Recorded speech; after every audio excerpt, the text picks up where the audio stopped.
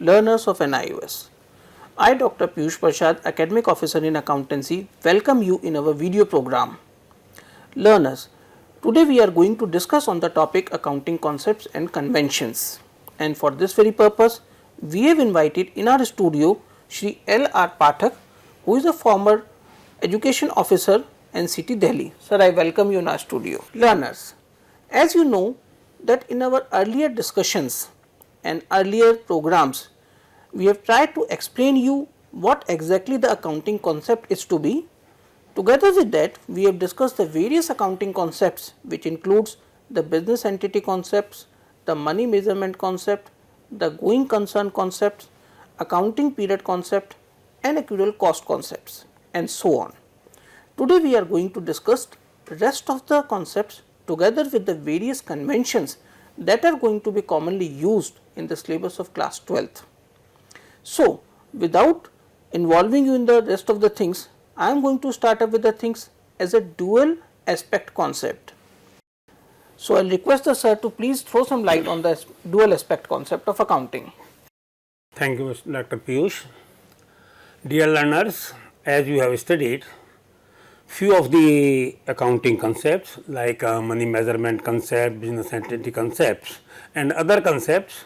In addition to them, this is another concept which is called dual aspect concept. The dual aspect concept means every transaction affects two accounts at the time when the transaction takes place, and one account receives something, at the same time another account gives something or pays something. One side is benefited, on the other hand another side is loses something. So, by this way we have prepared one equation that is called accounting equation for this purpose, that is called capital and liabilities are always equal to assets, or in other words we can say the assets are always equal to liabilities and capital. Here capital means the investment made by the proprietor or the portion of the investment made by the proprietor is called capital, and then at the same time he may borrow the money from the loan from the outsiders, and other supplies also can be taken on credit. They are known as creditors. Creditor, the term is actually used for the persons who supply the goods on credit only, and other persons who provide the loan, they are called lenders, but both of them are called outsiders liabilities, and capital is called owner's liability. So, by this way the total of capital and liability is always equal to assets. Assets means the things which have been purchased or in which the money invested by the proprietor or the lenders has been used, they are called assets. The dual aspect concept means everything affects two accounts, and the accounting equation always remains in total same, both sides capital and liabilities are always equal to assets. For example, if we take the proprietor invested money rupees 50,000 in the business. So, by this way the asset side will increase in the form of the cash, and on the liability side the capital will increase by the same amount. So, by this way we find that both the sides are equal. On the other hand, if the goods are purchased on credit, so stock of the goods will increase by the amount, the same amount will be increasing in the form of liabilities or creditors. So, by this way again we find that both the sides are equal in the total. Now, I would request sir to please explain the significance of this dual aspect together with one example.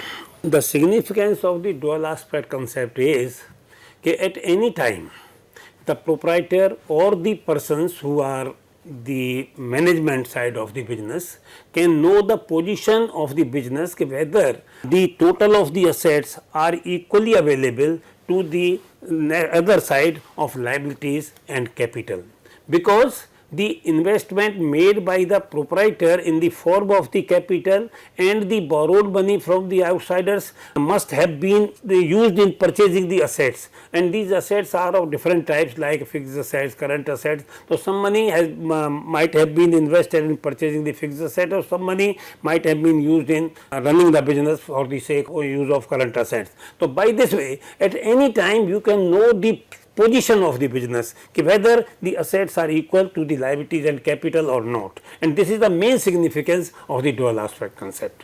Now, sir, I would like to request you that there is another concept of realization. What is that exactly the concept of realization? The concept of realization is the concept that we should enter only the transactions where we become entitled to get something or charge something from the other party.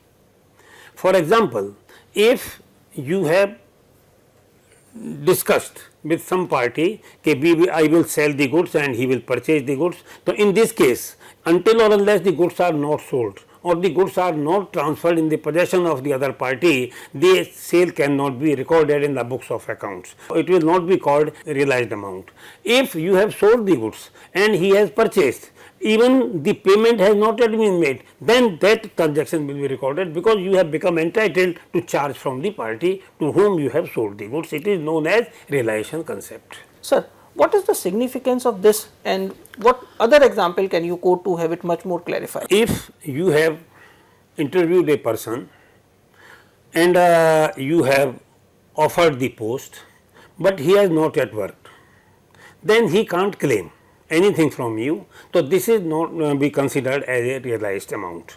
If he has worked, either you have paid the amount or not for the salary for the month, but he has become entitled to charge from you, then it will be an example and will be recorded in the books of the account as the concept of the realization.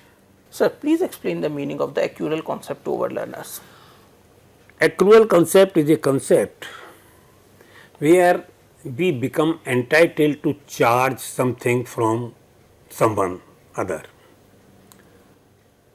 If we take a case, someone has worked in your factory, but the payment has not yet been made. Generally the accounts are prepared on 31st of March and the salaries for the month of March not have been paid to the employees. So, if we will be preparing the accounts or closing the accounts on 31st of March, then the workers who have worked in our factory to whom the payment has not yet been made, their salary have become accrued to be paid. If someone has become entitled to charge from you, it is called an accrual concept.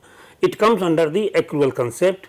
Moreover, if anything is due, say the rent of a house for which you have not yet paid, but you have lived in the house, then that is an accrued rent. Accrued means the charges which have been not yet been paid, but the parties have become entitled to claim, that is known as accrual item transaction, and this concept or thinking is known as accrual concept. Now, sir, there is another concept which has been there in our syllabus as a matching concept. What is this actually, this matching concept? My dear learners, you will be knowing the meaning of word matching. Matching means comparing of two things. Here in accounting, everybody is interested to know the amount of the profit or loss. For that very purpose, at the close of the year or during the year, as and when it is desired, everybody tries to know the surplus or deficit of the business. For this very purpose, we will have to match the revenue and cost. For the purpose of revenue means which is the main item of your, which is the main source of your income. Like in case of a trader, the sale of the goods. Goods is the term in which you are dealing. For a furniture dealer, the furniture is a goods for him. For a machine dealer, machines are. For a car dealer, cars are goods for him. So, if he sells a car, then it is the revenue. But his price is realized by him from the buyers, that is revenue for him. And what is the total cost to that car which was sold by him, that is called cost of goods sold. And cost of goods sold is calculated in case of a normal case of a trading, how much opening stock we had in the beginning of the year, if any. It is not sure that we will be having, if the business was started during this year, so the question of having the opening stock does not arise at all. So, if the business is an old one, then you will be having some opening stock. At the same time, you will have to find out the total amount of the purchases, either they are on credit or on for cash. Net purchases means total purchases less purchase return, and then at the same time, if you have incurred any amount, paid any amount to meet the direct expenses like carriage inward and other expenses, wages in factory for making the goods saleable. If you have incurred any amount, they are known as direct expenses. The opening stock plus net amount of the purchases plus direct expenses, and then out of this total we will have to deduct the closing stock. That is, the remaining amount is known as cost of goods sold. So, the item which you are selling, that is matched with the cost, and that is known as matching concept, matching the revenue with the cost. It is known as Learners, what sir has explained is absolutely right in this regard, that you have to simply match your revenues with your expenses. Then only you will be able to know your exact profit or losses for the business. For example, the expenses for a particular period, in case of the insurance is always going to be paid for a particular period of time, and that is say for 1 year, while the period for which the insurance, the business we are having, is going to have just 6 months. Then the remaining 6 months are not going to be considered as the expense, but they will be carried forward as a prepaid expenses. Same is the case with the other expenses, where the expenses has not been paid but they are incurred, then they will be considered as the outstanding. So, what you have to do is you are going to match your expenses with your revenues to know the appropriate profits or the losses of the business. So, what is the significance of this matching concept? the main significance of matching concept is that we will have to match the revenue and the cost. There are so many types of the transactions are there, they are called the different kinds of the accounts. We do not match the assets, we do not match the liabilities, we match only the revenue and expenses. So, you have absolutely said correct sir. When the significance matter comes, it is only one significance is there, learners, that we are going to match our expenses with our revenues to know the exact profits of the business. Together with that, if we are going to adopt that concept in our accounting, even the investors would be able to know that what is going to be the exact profit or losses of the business. They are not going to be misguided by showing the over expenses or by underestimating the expenses, but if we are going to have a proper concept of matching, then the things what are going to be matched. Now, if I go to explain you with the help of an example in this regard, it simply said that profits are going to be earned only when the things are going to be realized, when the transaction has took place, and same is the case with the expenses, that when the event has took place and the expenses are going to be incurred, you should record them in the books of account, and not only when the cash is going to be paid or you are going to receive the cash. I hope that now the concept of accounting concepts are going to be clear, in which we have discussed each and every accounting concept together with its meaning, with its significance, as well as with its example. Now, the learners, once the concepts are clear, it is the time for you to understand the conventions. There are basically 4 conventions which are there in your syllabus. One is known as to be the consistency, other is a full disclosure, materiality, as well as the conservatism, which we are going to discuss one by one. First of all, I would request sir to please explain the meaning of what is accounting conventions. Dear learners, after studying the accounting conventions, it becomes very necessary to know the accounting conventions. The term convention may not be called as a rule, but it becomes a system by repeated exercise. For example, if you go to a hotel, so after taking lunch or dinner, the bearer comes and after paying the amount, something you give him. It is a convention. It has become a convention that something is paid to the services rendered by him. You are happy and you pay something. That is not a part of the cost We which can you say it's general practices which are going to be adopted from business to business, and it becomes the part of our day-to-day life, and we record the things as per the things, that and is that called is known conventions. conventions. It is not a pakka rule. It is not a rule. And we can't say it is a rule, but it has become a part of our life. The same thing we are using in accounting while we prepare the accounts. Something has become very necessary to be taken into consideration while accounts are prepared, and these ideas have become the convention, and these which we will study now, the different types of the conventions. So, first of all, we are going to start up with the consistency. Learners, consistency simply means that you are going to stick to certain rules and regulations, some methodology of preparing the accounts. You are not going to change the methods of preparing the account day by day or the year by year. For example, when the stock is going to be calculated, normally there are three different methods of calculating the value of a stock. One is known as a LIFO method, other is known as a FIFO method, and the third one is the average method. We have already discussed all these three types of methods in our cost accounting, which is one of the optional module. Learners, once you have adopted whatever be the methodology for calculating the value of the stock, either a LIFO, FIFO or an average, you are going to be there on the same track for calculating the stock year after year. Until unless it is going to be very much necessary for you to make the changes, you are not going to make the changes in the method of preparing the accounts.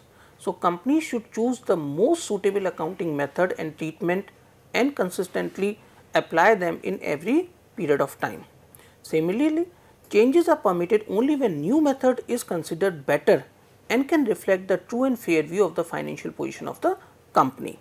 So, learners, what I have said is, in case it is very much necessary for you to make the changes, I will quote with another example.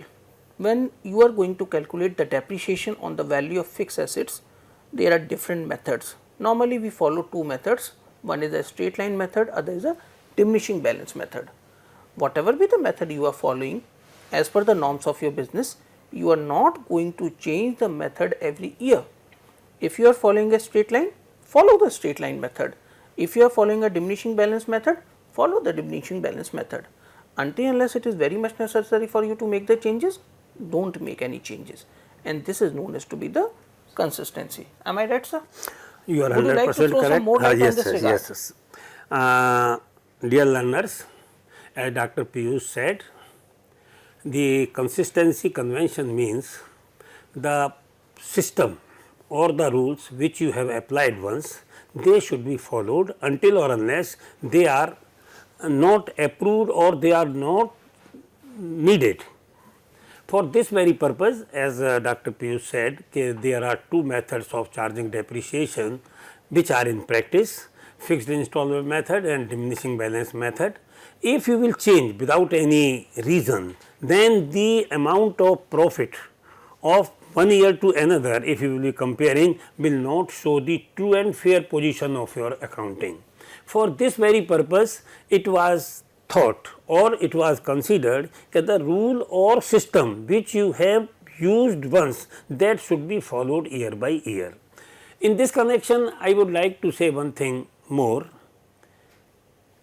Sometimes the same method is necessary to be used. Case the take of a mine and another case of one machine and another truck. In truck, you will have to use the mileage system for charging depreciation. In case of the machine, you will have to use the machine hour rate use system. If you will apply that system, then that will not be appropriate. So, this is called prudence also, consistency or prudence. This means the system which you have applied once, that should be followed year by year until or unless it is not changed by the approval of the higher authorities or it is not needed necessarily. Learners, now I hope this consistency is going to be clear. The second thing, that is a full disclosure. When we say full disclosure, it simply means that each and everything should be properly disclosed in the books of account. Nothing should be hidden. Anything which is going to have a material effects on the results of the business should definitely be disclosed. There may be certain items which are not of that much use.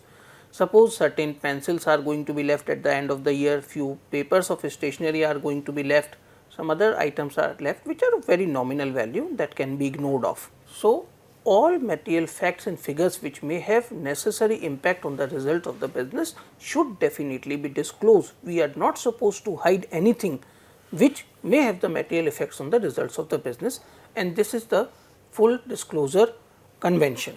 Now, I will request sir to throw some more light in this regard. Right. Thank you, Dr. Sir. This full disclosure convention means everything should be disclosed in the books of accounting, keeping in mind whether it is material or immaterial. If we make a house, we get it constructed, then the main thing is the construction of the house. So many things are used in it, bricks are used, cement is used, but we do not keep the record of all these things. We take into consideration total cost incurred in the construction of the house. The building is the main item. Then it will be disclosed in the books of the accounts that this much amount was spent in getting it constructed on that date. Absolutely. That is material. You might have seen the books of companies in the balance sheets. If you have seen, in last we see that the 3 digits are 000. There may be some small amounts, but they are thought that they are immaterial, and the balance sheet and other accounts of the companies be prepared in keeping in mind the thousands item. If the transaction is for less than 500, we ignore it, that is treated as immaterial, and the item which is for 500 or more than 500, then we take it as 1000, that is material. So, for this very purpose, for disclosure means everything should be disclosed clearly. If you have purchased two things on a date, one typewriter for rupees 10,000 and you purchase another computer for rupees 50,000. If you do not show, you write only office equipment, that is not correct. The typewriter should be shown at the cost which you incurred, you paid. The computer should be shown in the books of account at the cost which you purchased it. This is the full disclosure. Yes, it is known as everything should be it is known as full disclosure. Now, learners, just two concepts are left with us. One is the materiality and another conservatism. I would like to request sir to please throw the lights on these two conventions also. Sir, what is exactly the materiality convention? Materiality is this. Just now I told you just before few minutes that material is the main thing.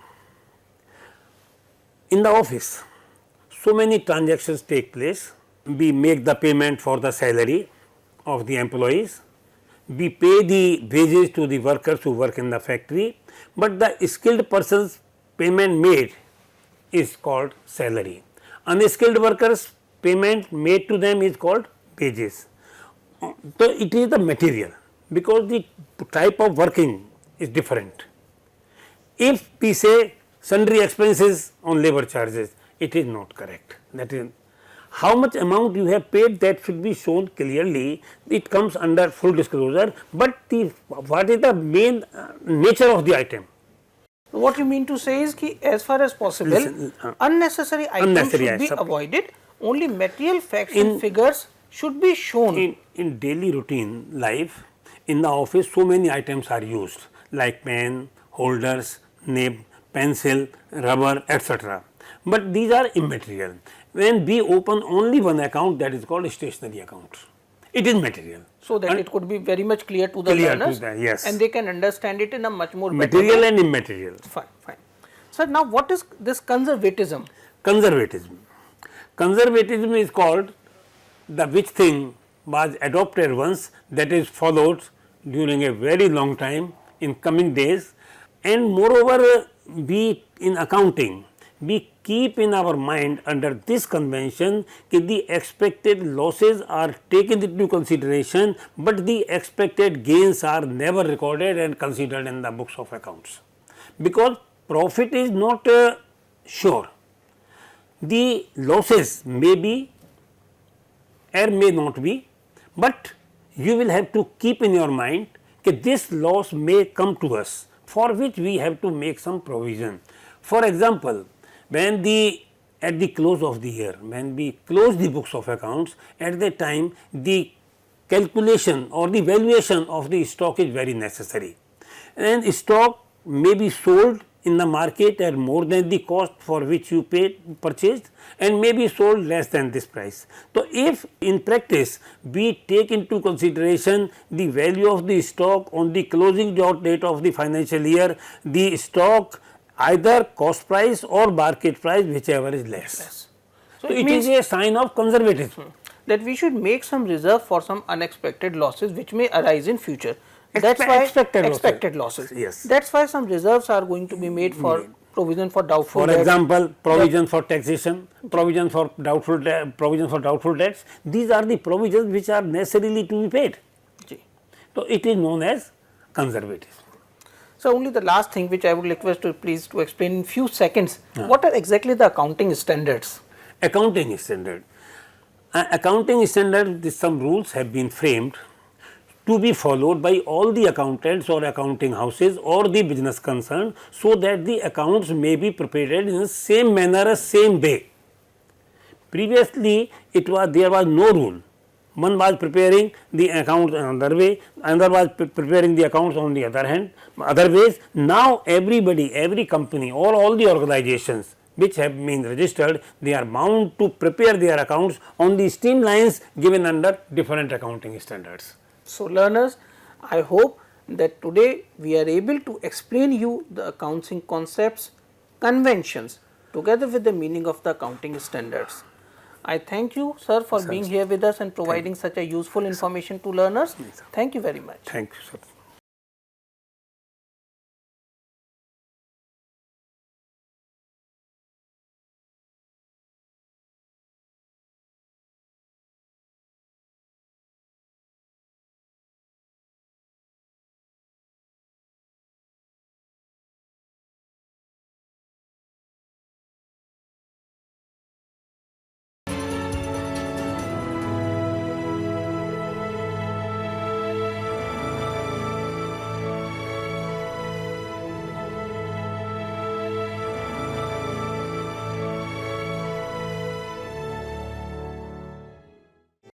Hindustan के हर कोने में नौजवानों के पास प्रतिभा है, उन्हें अवसर चाहिए। NIOS देता रहा है युवाओं को अवसर आगे बढ़ने का। NIOS से पढ़ने वाले इन युवाओं ने किया है संस्थान को गौरवान्वित। दिव्यांगों ने बन के दिखाया है सबल और आत्मनिर्भर। NIOS के साथ आप भी जुड़िए NIOS के संग।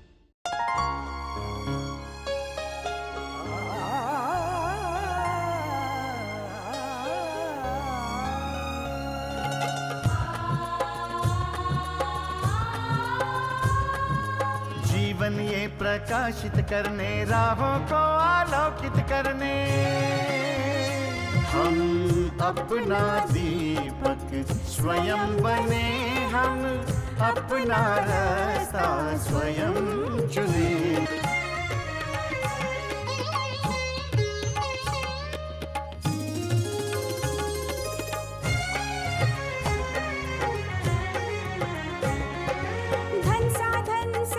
सीमा से विद्यालय जो मुक्त हो, संसाधन समय की सीमा से